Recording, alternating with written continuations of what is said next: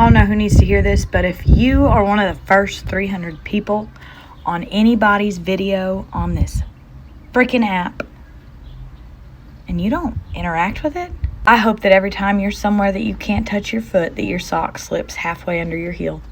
I hope your phone charger don't work unless it's sitting at a 35-degree angle and tied to a fucking banana. I hope you sleep wrong and get a crick in your neck.